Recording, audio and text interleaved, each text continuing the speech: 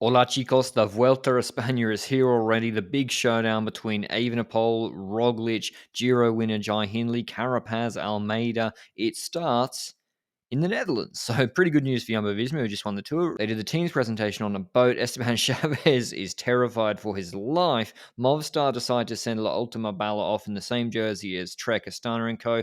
Remco is commuting to the start on that little BC. And so here we go. It's a pretty different Vuelta parcours. Go check out the Lanterne Rouge Cycling podcast for all the route analysis and stage previews, etc. But the opening stage was a 23k team time trial, a little bit technical around Utrecht. First three stages are in the Netherlands. Pancake flat, as you would expect. Jumbo Visma the favourites, along with UAE, Ineos, and Quickstep, and variable weather conditions. I'll do a quick speed run through some of the teams that maybe didn't do as well or weren't contesting for the win. Israel lost a fair bit of time for Woods. AF lost 120, 82R 55 seconds. Bahrain not too bad in the 40 seconds. Alberson lost too much time for Merlier to take red in the Netherlands stages. DSM lost 55 as well, I think.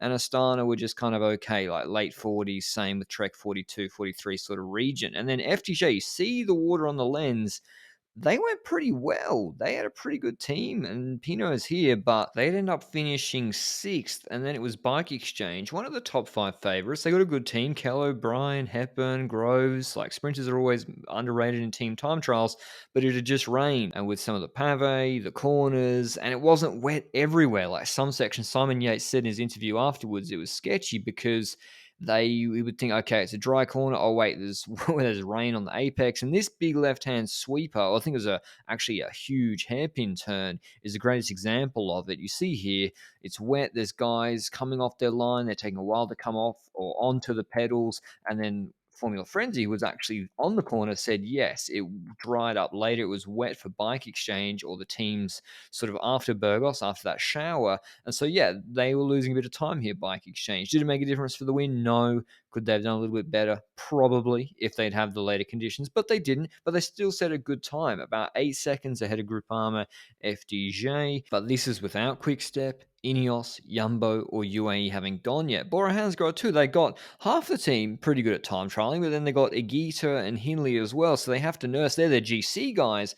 They got to nurse them to the finish. They lost riders quickly and finished with 5, the minimum you needed. And although they started well, they lost time at the end. UAE Team Emirates, again, they got a pretty good team time trial squad. They did okay, but they still would lose 30 seconds on stage one on GC. Brandon McNulty backing up after the Tour de France. Ayuso making his Grand Tour debut. Soler here as well. And now Ineos just announced this morning. Carapaz off to Education First next year on a 3-year deal. Dylan Van Baal off to Jumbo Visma on the same day that Dan Bigham smashed the UCI hour record. How would they go in the TTT, which I'm sure he had some involvement in? And they had slightly better conditions than Bike Exchange. You can see in that corner, although the motorbike was so far behind them, it didn't really show them getting back on the pedals a lot quicker. Hayter looked really good. He looked like he had more in the tank.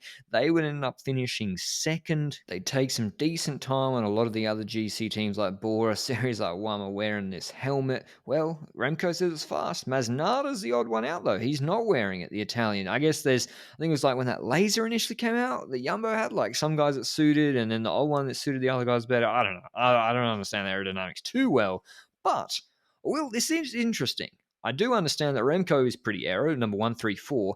Alaphilippe had the unenviable task of sitting on Remco's wheel, who provides pretty much no draft in a team time trial. Probably the worst card to draw. And you see here, they were good up to the intermediate, ahead of Ineos apparently by 3 seconds. This is with 1.6 k's to go. Alaphilippe's coming back. He's pretty cooked. Seri, I think, is on Remco's wheel, but Cavagna, number 132, is about to pull, and he's probably the second strongest after Evenepoel in the TT in this squad. And so when he starts pulling, that accelerates the group over this little rise, I think. And so Seri gets completely cooked. Alaphilippe is barely clinging and hanging on, and this kind of messes up the finish because Evenepoel's like, that's easy, just follow the Cavagna, who's just drilling this really hard. Seri's barely holding his wheel, and Alaphilippe's nearly pushed off the back and is struggling to hold on, and maybe he can take red in the Basque stages, I don't know.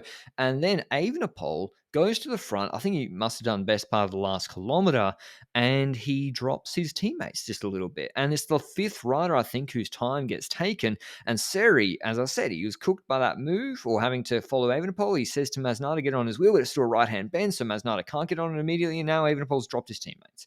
And so this doesn't really help Quickstep because there's detachment. If he was dragging the group along, it'd be fine, but because it's the fifth rider's time that gets taken, it's not really helping them. It does show Evenepoel looking in good shape. He's been training in Spain, apparently fixing or focusing on heat adaptation. He will be a big favourite for that time trial in Alicante, which I think he's reconned a million times. They finished 0.75 seconds after Ineos. Was that the difference? It wasn't the difference for the win, but maybe they would have finished second. Movistar didn't start too well. They'd end up coming about ninth, losing 30 seconds or 10th even. And then Roglic on the road bike, pre-TT, just warming up. Love to see it.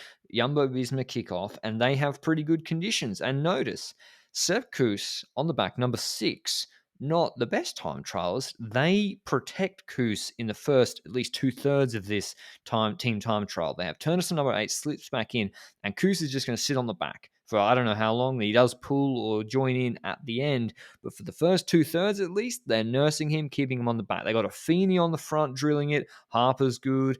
Dennis, Roglic, obviously. And you see here, compared to Bike Exchange, it shows a little bit better in this same sweeping turn to the left. They got practically dry roads. Now, it wouldn't make a difference. Jumbo Visma beat Bike Exchange by a whole host more than like 3 to 5 seconds, or maybe even 10 seconds that you could say they could have gained between the corners. It didn't make a difference for the win at all. Ineos were 18 seconds ahead of Bike Exchange. And Jumbo Visma here, Kuss number 6, starts to filter into the group and starts pulling as we have about 5 minutes or so less left in this time trial. Dylan van Baarle on the hot seat, the Dutchman on his own for Ineos Grenadiers. He'd be shortly joined, looking at his new teammates absolutely, or teammates for next year, tearing it up. You see Dennis here pulls out and he lets Hessink and Roglic go through.